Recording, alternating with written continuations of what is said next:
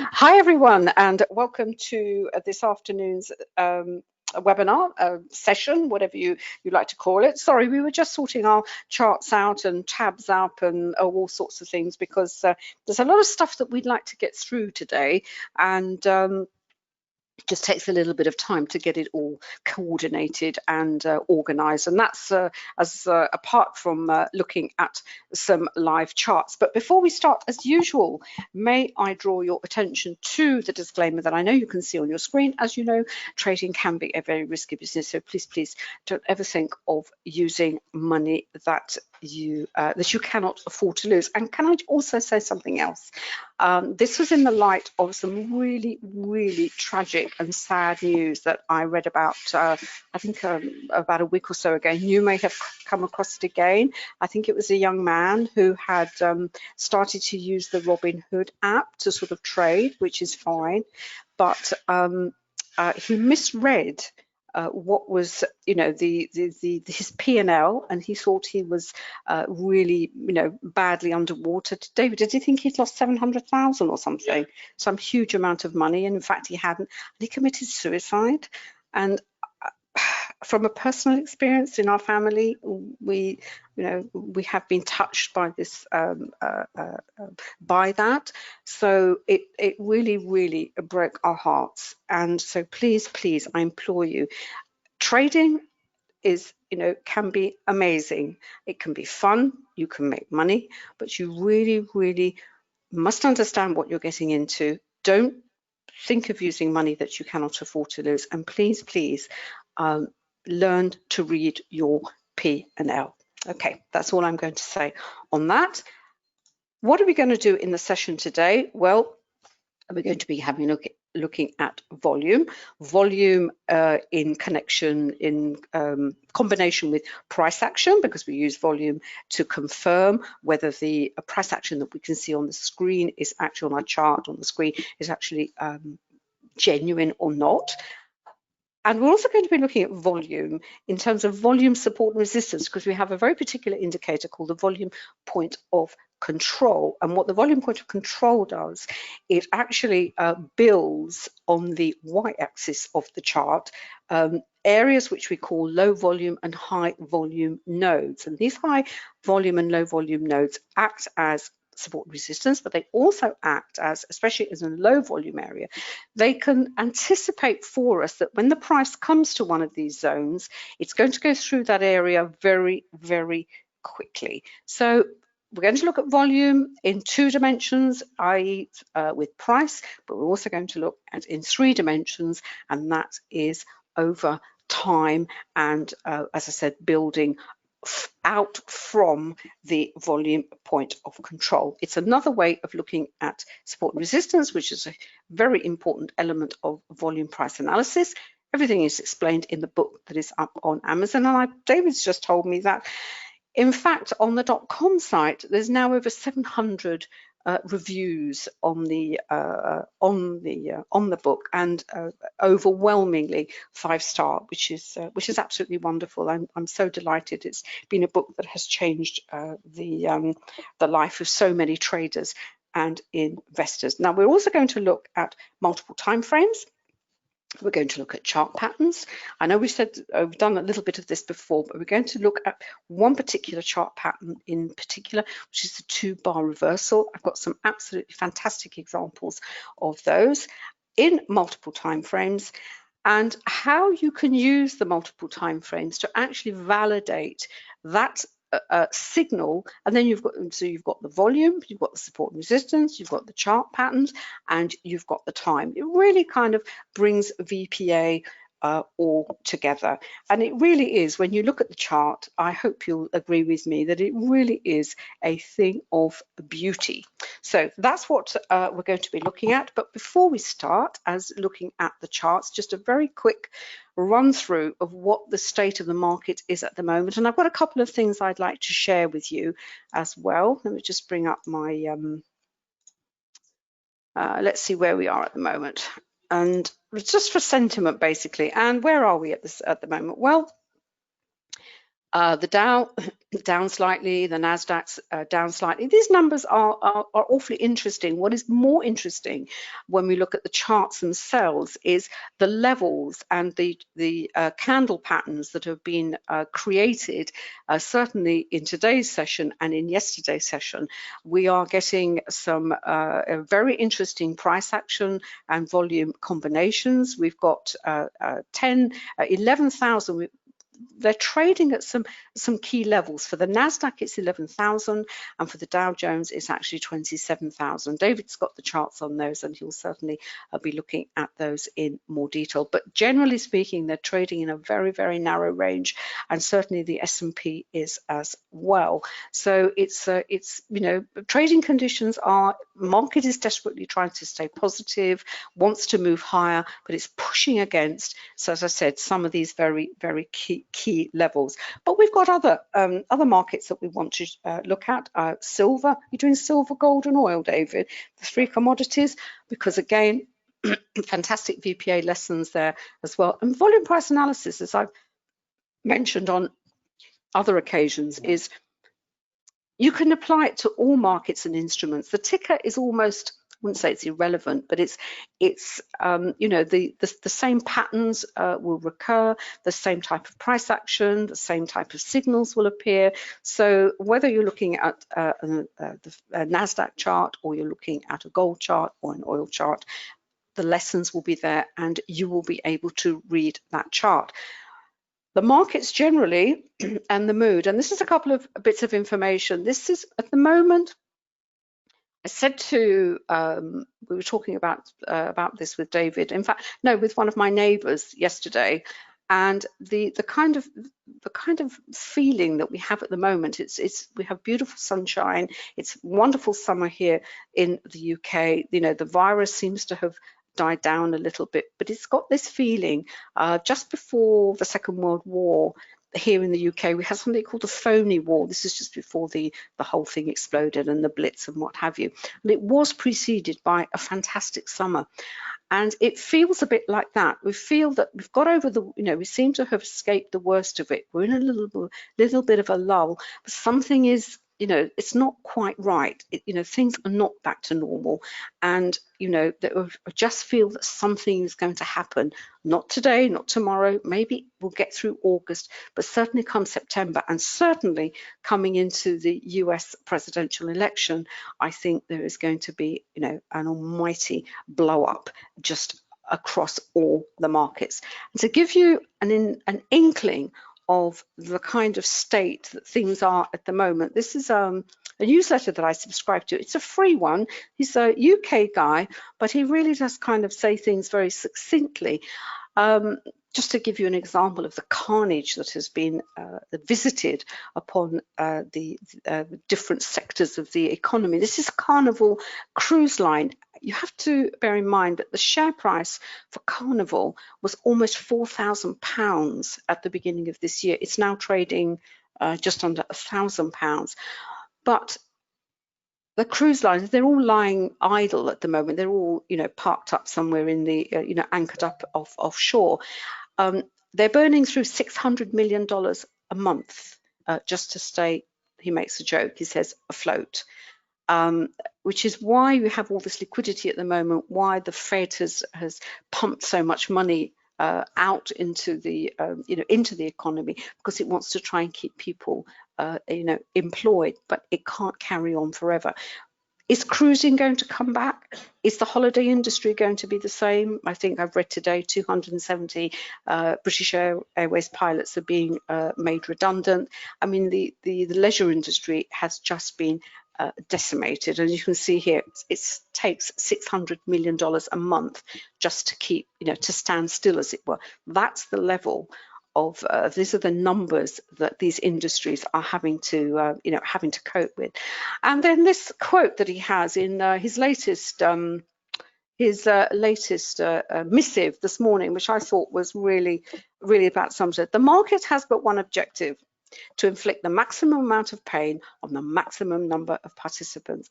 But if you understand what you're looking at, if you understand volume price analysis, if you use it in the right way, you use the multiple time frames, you use all the things that we explain in the books, that we say in these webinars, those of you who are on our Forex program, you follow the lessons of the program, you don't have to be one of the people on whom maximum amount of pain has been inflicted.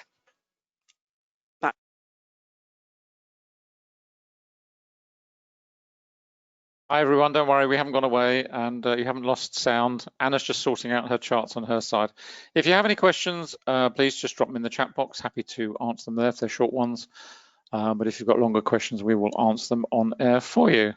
I'm just going to switch off and pass back to Anna. She's sorting out her charts on the pound Aussie.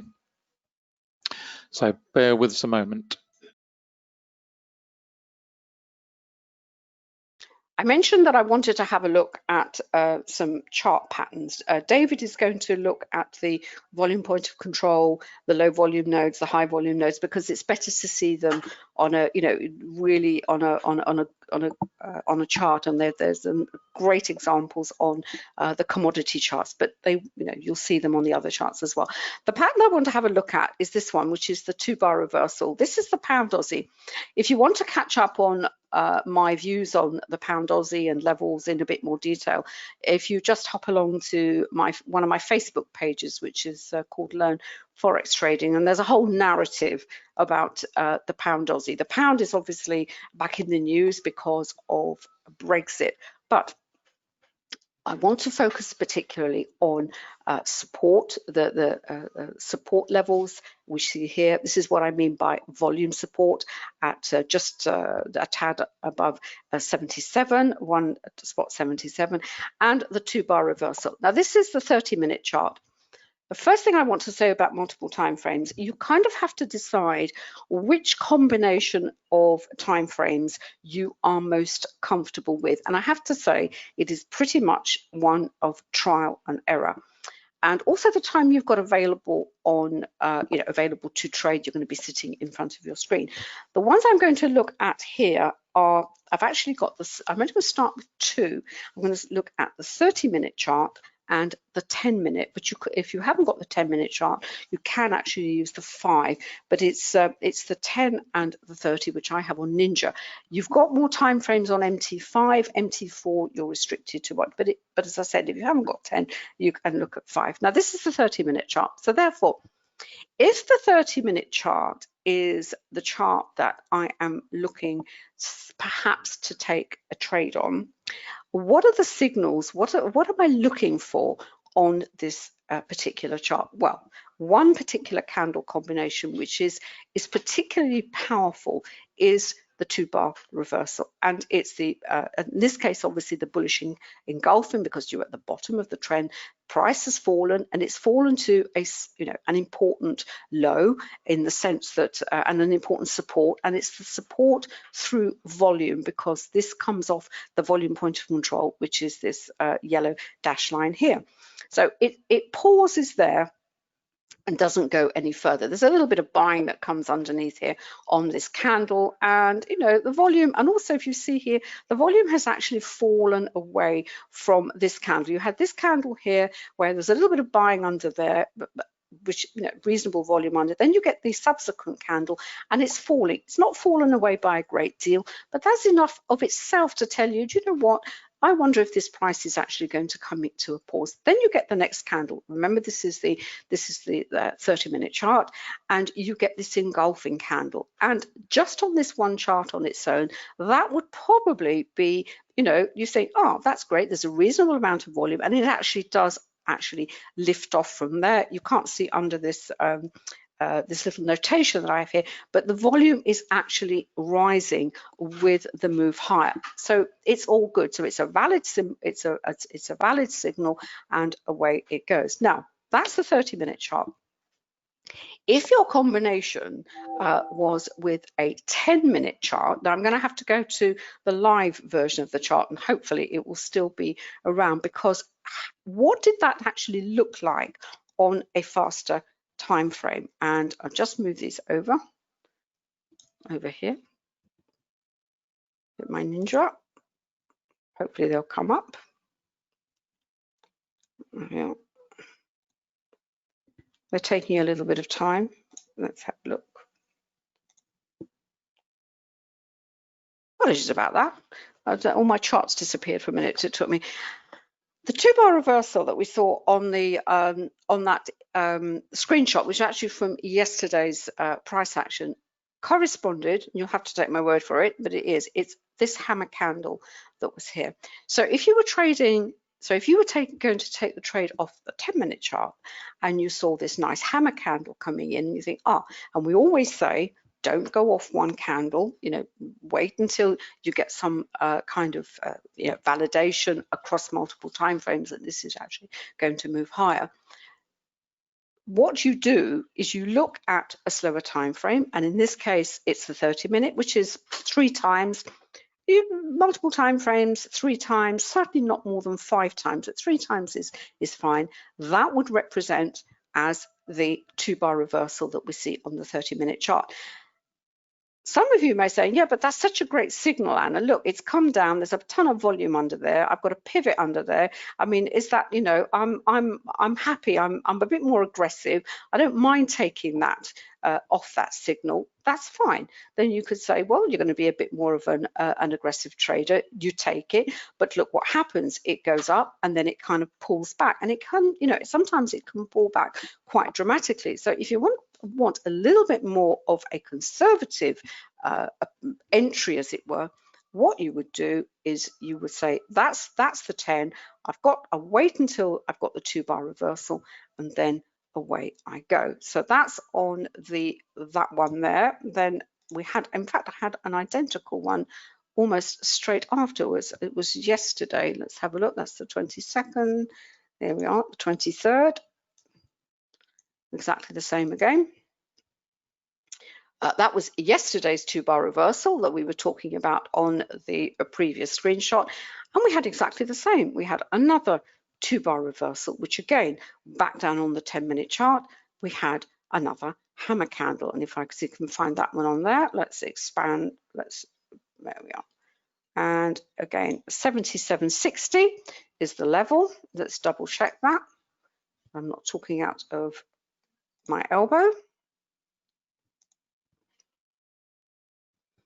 In fact, I actually took the screenshot, which is great, because I really wanted to do this today.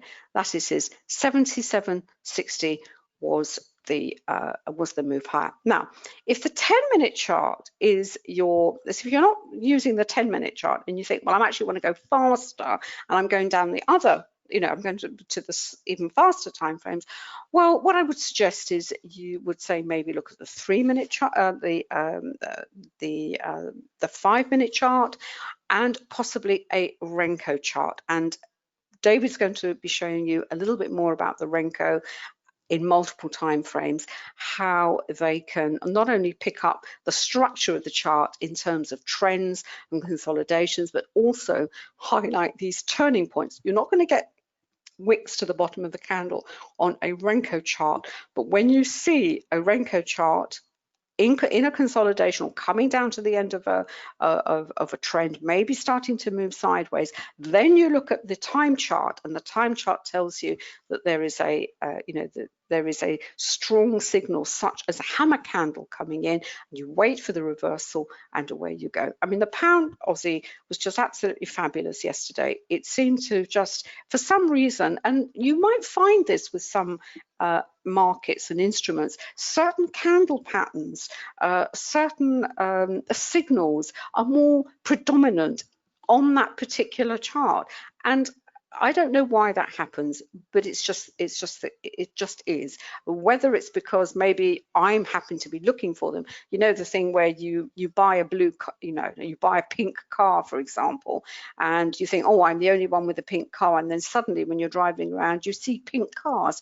It's because you become more aware of it. And it's also an idea to perhaps, if you're starting, is to focus on maybe one or two, candles and candle patterns. Really get to know them. Really, see where they appear. Look for the validation on the volume. Look at the multiple time frames. See how they break down in the multiple time frames, and become comfortable with them. And then you move on to maybe another candle pattern. Now, we've obviously done hammers which are at the bottom of the trend. What I'll do maybe next time is I will look at the other end of the trend, which is obviously at the top, and the opposite of the hammer is obviously the shooting star. But the exact thing, the exact analysis would apply, but obviously in reverse. And if you have any questions, just pop them into the chat box.